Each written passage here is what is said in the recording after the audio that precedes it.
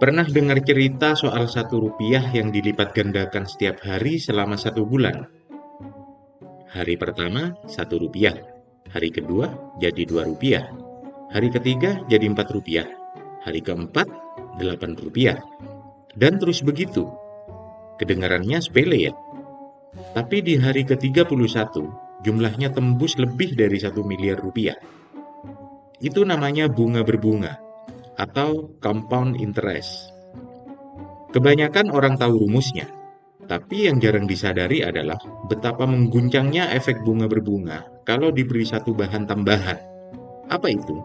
Waktu.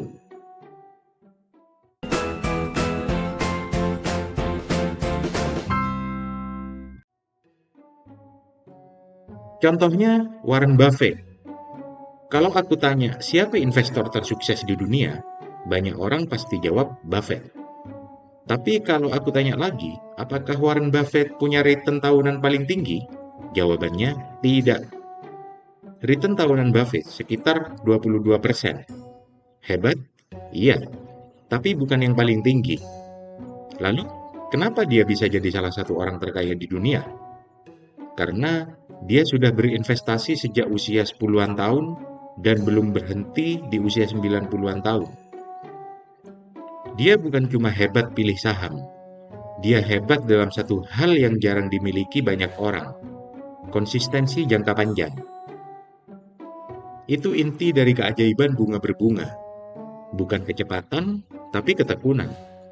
Bukan tentang hasil besar dalam waktu singkat, tapi tentang membiarkan hasil kecil tumbuh tanpa henti.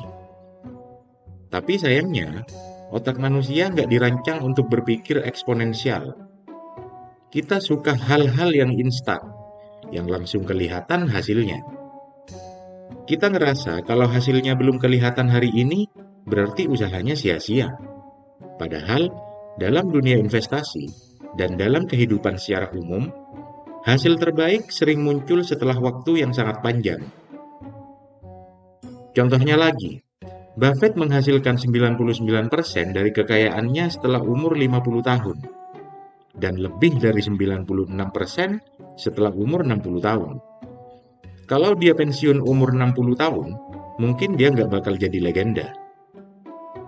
Tapi efek bunga berbunga nggak cuma berlaku buat uang.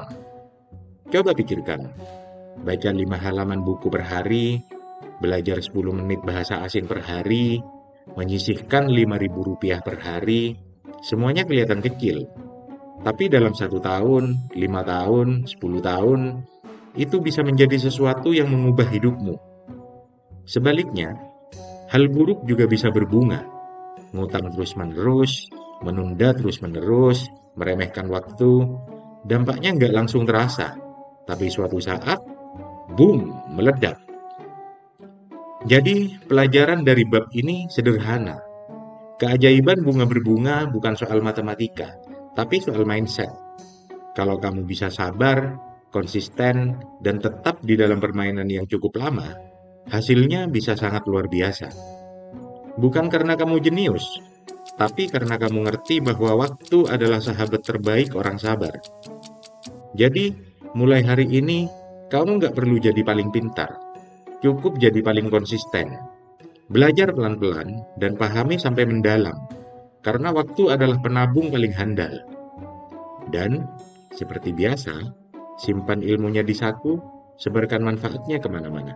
Sampai jumpa di obrolan saku kita berikutnya.